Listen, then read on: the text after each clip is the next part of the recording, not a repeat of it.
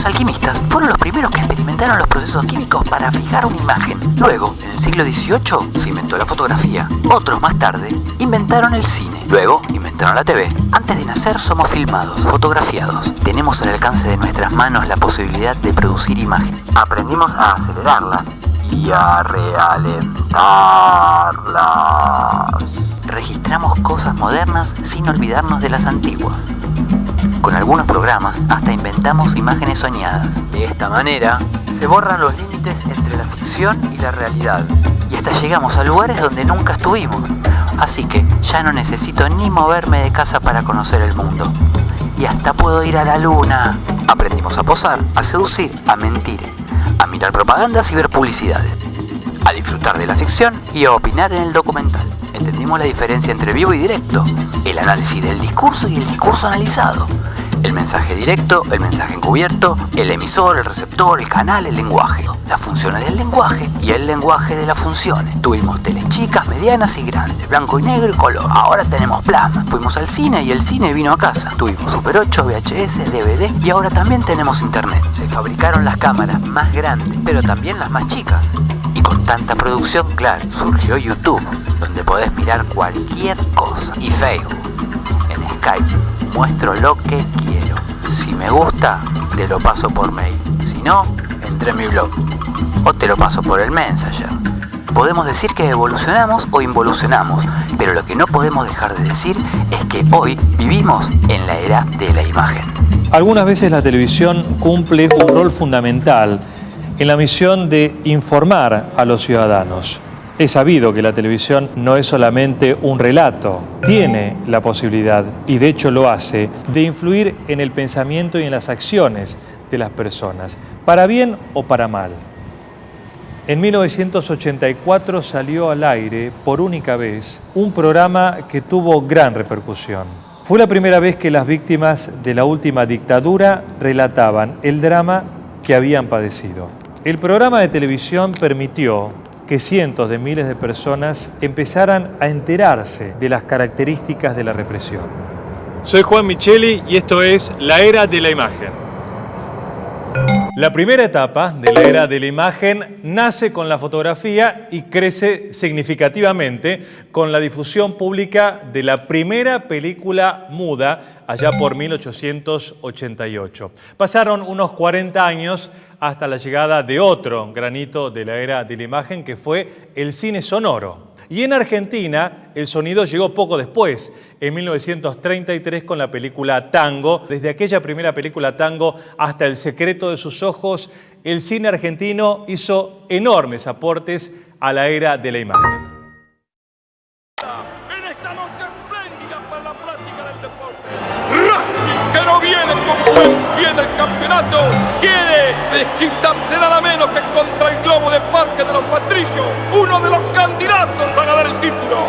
Arranca Jorge, lleva la pelota, deja de camino a Brindisi, gran maniobra, va llevando la pelota por la izquierda, ataca el equipo de Racing, elude perfectamente Cósema, juega la pelota para el Gringo, contra peligro de gol, da para Romero Díaz, peligro de gol, de nombre con el travesaño, increíble cómo se está el Huracán, espectacular, el público de Racing gritaba el gol.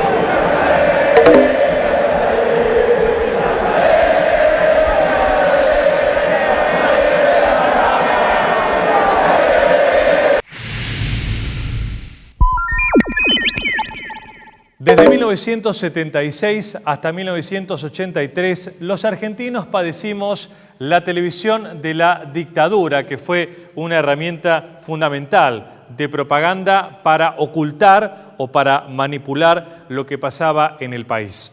Y hacia el final del proceso militar, cuando se acercaban las elecciones de octubre del 83, las Fuerzas Armadas hicieron una campaña por televisión para informar a la gente cómo votar.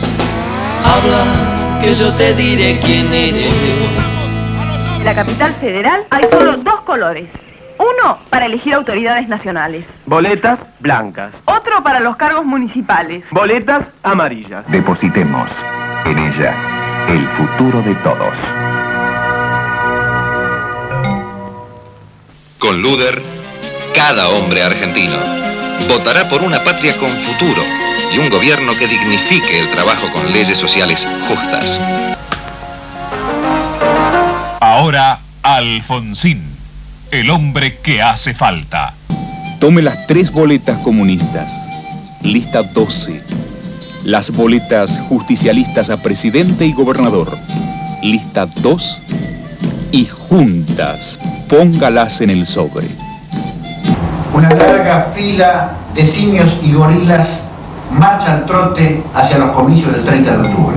Los bendice la oligarquía, pero los vamos a derrotar. El fin y el justicialismo, sin duda alguna. Todo en un operativo gigante. 120 periodistas informando al instante.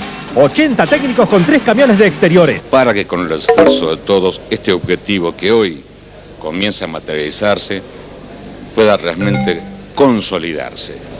Y consolidarse a través de una democracia que, además de republicana, representativa y federal, pueda ser además una democracia fuerte. El clima electoral en vísperas del 30 de octubre es excepcional. Se votó luego de 10 años y el resultado fue este. Raúl Alfonsín está ganando, titulaban los diarios. Gana Alfonsín y estos eran los titulares de los matutinos. Esta mañana, tras los primeros cómputos que daban una ventaja importante, casi con comodidad, sobre todo en lo que respecta a electores para presidente y vice.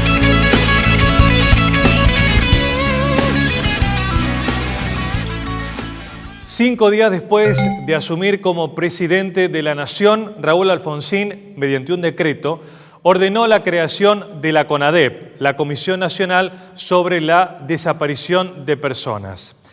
El 20 de septiembre de 1984 se presentó el informe escrito y de inmediato se editó como libro y vendió 500.000 ejemplares, una muestra más que clara del interés de la gente en ese momento por conocer la historia de la represión y de sus secuelas. El Nunca Más tuvo su correlato televisivo, emitido por Canal 13, que en ese momento pertenecía al Estado. La versión televisiva del Nunca Más no volvió a repetirse y es un documento muy valioso. Ahora vamos a mostrar algunos fragmentos. Antes de la emisión del programa se escuchará al señor ministro del Interior y cuando éste concluya, el ministro y Ernesto Sábato harán una evaluación del mismo. Doctor Trócoli. Dentro de unos instantes ustedes van a presenciar un documento elaborado por la Comisión Nacional sobre Desaparición de Personas. La irrupción de la subversión y del terrorismo, con un puñado de hombres que, manejando un proyecto político notorio apoyado en el terror, la sociedad no quiere volver a transitar los caminos del desencuentro, quiere construir el futuro sin olvidar el pasado, de manera entonces que este nunca más no sea solamente una frase. Años de espanto, de miedo visceral, era de muerte y un pueblo irreparablemente desgarrado.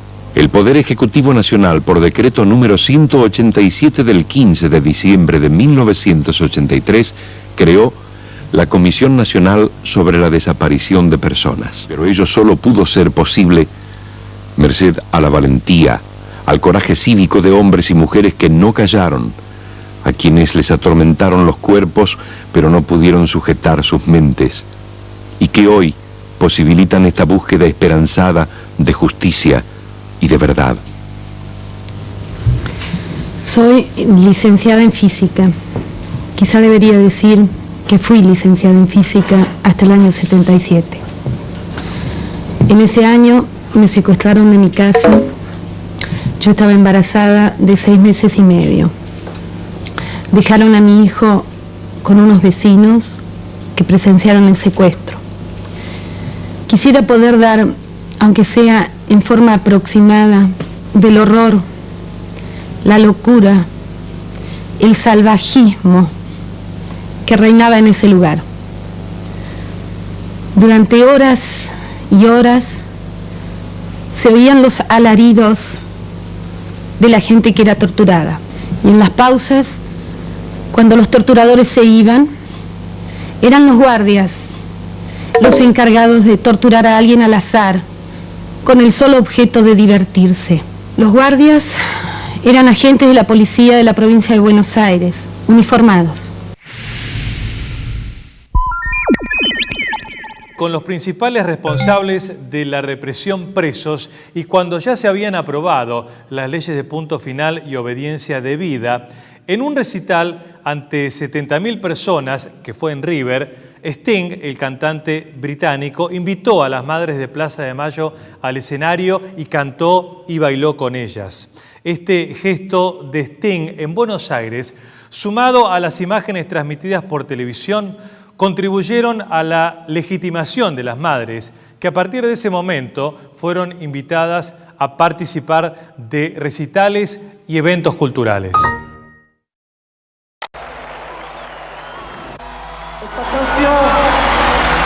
Está dedicada a los familiares de los desaparecidos.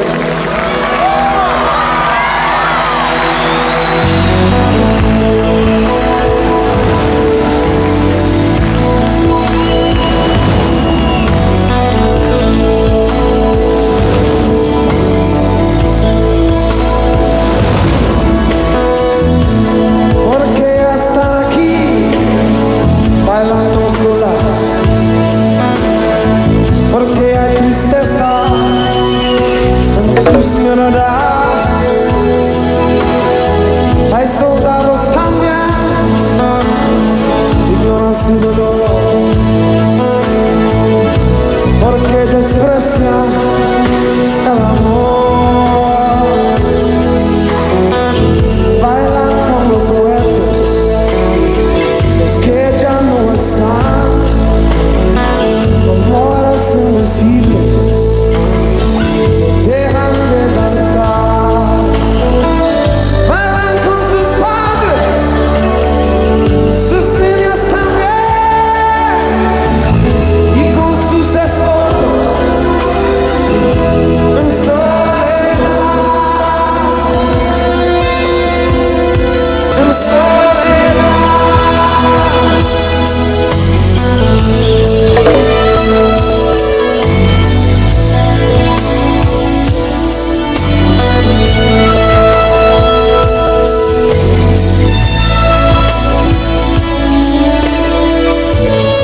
Yo las vi en silencio gritar, no hay otra manera de protestar. Si dijeran algo más, solo un poco más, otra no sería torturada con seguridad. Bailan con los héroes, los que ya no están, amores invisibles, dejan de danzar. Bailan con sus padres, sus niños también, y con sus esposos, con soledad, con soledad. Un día bailaremos cuando sea final, un día cantaremos, un día bailaremos cuando sea final, un día cantaremos. Ellos bailan con los desaparecidos, bailan con los muertos, con amores invisibles.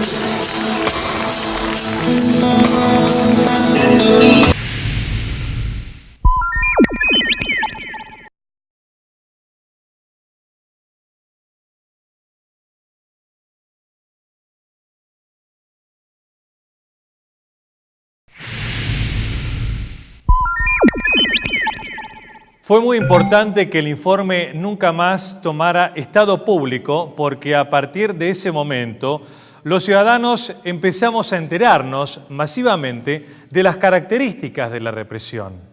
La exhibición del documento fue de tal desagrado para las Fuerzas Armadas que cuando empezó el juicio a las juntas en 1985, por la presión de los militares, el gobierno de Alfonsín ordenó a los canales que la transmisión de las audiencias del juicio se hiciera por fragmentos de pocos minutos y sin audio.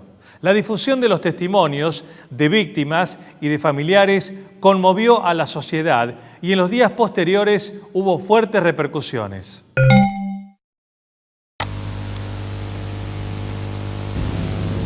Pocos días después de terminado el Mundial de Fútbol, fui secuestrado. El 22 de julio de 1978 me van a buscar un grupo de personas armadas a la puerta de la fábrica Bagley, donde trabajaba, y de allí soy llevado a un predio que está ubicado en Camino de Cintura y Avenida Riccieri, conocido hoy como el Vesubio, un campo clandestino de detención que dependía del primer cuerpo de ejército. Estábamos compartiendo un día como puede estar cualquier familia de la Argentina en este momento, cuando irrumpieron en casa 15 personas de las fuerzas conjuntas, como se llamaban. No conforme con todo el daño que hacían, comieron todo lo que había en la casa, robaron todo lo que pudieron y nos llevaron a todas las personas jóvenes que en ese momento estábamos. Éramos 4. La noche del 23 de octubre de ese mismo año, llegaron a mi casa 5 personas, comenzaron a registrar la casa. Previamente yo les había abierto la puerta porque estaba seguro que no había ninguna razón para ocultar nada. Allí oímos preguntar que quién era Pablo. Pablito se levantó. No tuvimos ni siquiera el coraje de besarlo por miedo a desarmarlo, a atemorizarlo. Pensábamos que efectivamente lo iban a devolver al día siguiente, como dijeron. No sabíamos de toda esta barbarie. Mi hija, Laura Estela Carlotto, fue secuestrada el 26 de noviembre de 1977 en la capital federal. Tenía 21 años y estaba embarazada de 2 meses y medio. Fue secuestrada junto a su compañero.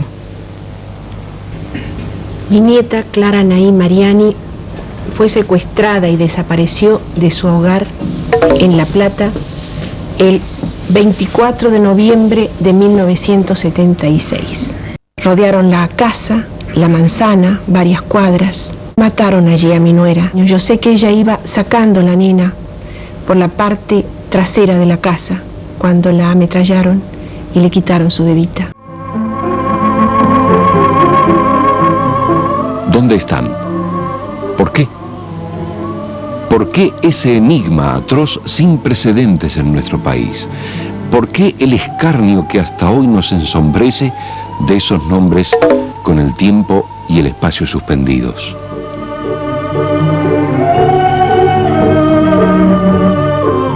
Desaparecidos. Una condición que alcanzaría a millares de argentinos. Una situación tan trágica como inédita que hirió a nuestra historia por la espalda y conmovió al mundo entero.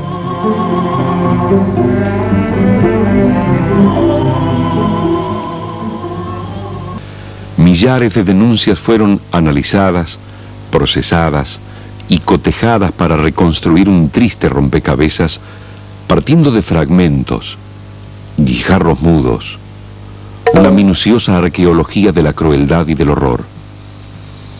Y fruto de esta labor, que debió tropezar con la supresión y ocultamiento de evidencias por parte de quienes así pensaron preservar su impunidad, son las denuncias ya remitidas por la Comisión a la Justicia. En ellas se documenta la existencia de los centros clandestinos de detención y se individualiza debidamente a algunos de los autores de los gravísimos delitos cometidos contra las personas allí recluidas. Tengo el triste privilegio de presidir esta comisión de desaparecidos. Las personas que están viendo este programa ignoran las cosas que sucedieron en esos intervalos de la grabación. ¿Cuánto más tendríamos que sufrir todos los argentinos para poder comprender esta tragedia inmensa?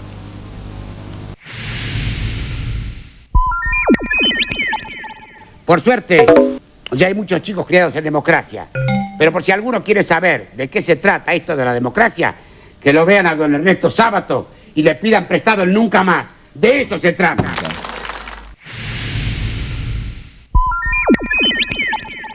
Tengo el honor de pertenecer a un parlamento que sancionó la nulidad de las leyes de obediencia debida y punto final, poniendo fin y derribando el muro de la impunidad. Jamás hemos tomado la justicia por mano propia. No es de nosotros eso, sino justicia legal. O sea, les vamos a ofrecer a todos estos genocidas eso que no les brindaron a nuestros hijos, o sea, un juicio justo. Así que esperamos verlos a muchos tras las rejas.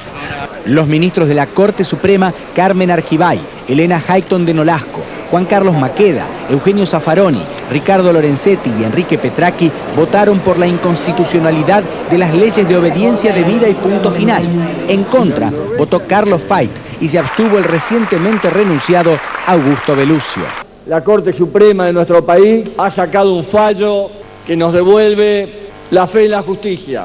Ha declarado la inconstitucionalidad de las leyes de obediencia debida y punto final que nos llenaban de vergüenza.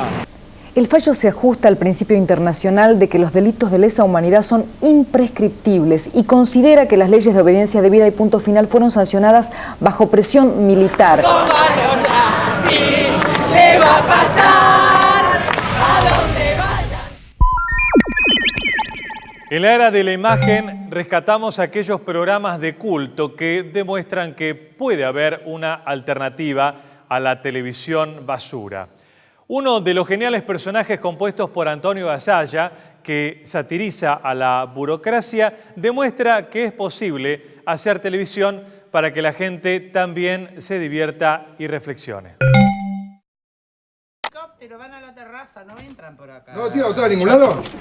No, muchacho, está hablando en serio. ¿Pero usted no le llegó el ajuste salvaje de Menem acá? ¿El qué? ¿Qué hace usted acá todavía? Y estamos. Yo le contaba una computadora acá, una computadora. Chacho, dígame cómo se llama. Por favor. Carlos. Ay, qué ¿Carlos bueno. cuánto? Carlos también. ¿Carlos cuánto? Pero se va a ir Menem, se va a jugar al golf, porque esto no tiene que jugar al ¿Cómo golf. se llama, Chacho? Si Para tiene ver que no me deja de entrar si tiene que jugar al golf. Pero yo no creo que porque el esté. gobierno poco, está Me acá. parece que se fue a Tailandia ahora. Tiene la cita esa. Dígame, Chacho, Chacho, tiene la cita. ¿cuál es su nombre? ¿Carlos Álvarez se llama? Porque me dijo que de 4 a 4 y media. ¿Cómo dialoga este hombre? No, pero va a entender. Sí, Está acostumbrado al Congreso, González. ¿Viste cuando agarra la palabra? No, dígame el nombre porque voy a ver si está anotado. Carlos Álvarez. Yo pensé que era nombre artístico, Chacho, en cabeza. ¿Es problema de cartel porque quieren ir primero ustedes? No, hay que discutir la propuesta política, viejo. No se puede ir con cualquiera. ¿Qué propuesta política? Hay que discutir qué ¿Cuál es la proyecto, qué propuesta, qué compromiso. En serio te digo, no es una cosa 2 más 2 es 4. Mira si 2 más 2 es 3. Mira que... Bueno, ¿qué hago hablando de usted con esto yo? ¿No se puede rebajar hablar con dos simples ciudadanas de este país, Chacho, por favor? Vamos ahora a terminar el programa con un mensaje de bien público que advierte sobre los efectos nocivos de ver demasiada televisión y por eso se aconseja hacerlo con moderación. El mensaje es muy ingenioso y emotivo y lo más curioso es que la recomendación la hace la televisión española, una sana autocrítica. Wenn ich Sie doch nur für meine Hauptrolle engagieren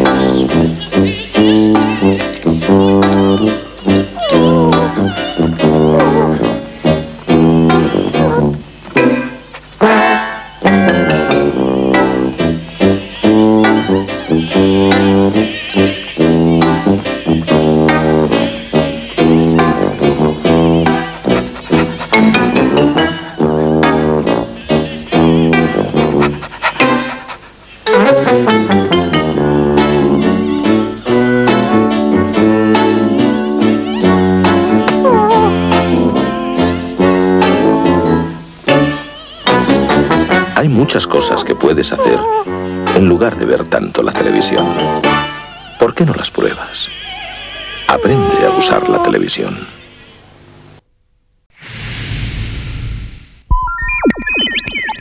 Esto es La Era de la Imagen. Mi nombre es Juan Micheli. Hasta la próxima.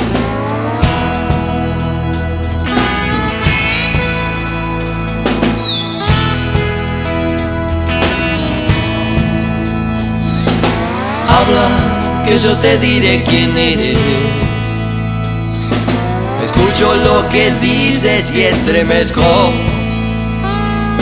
Si Freud, Lennon y Gandhi han demostrado que lo que yo deba hacer me lo merezco. Habla, que en tu discurso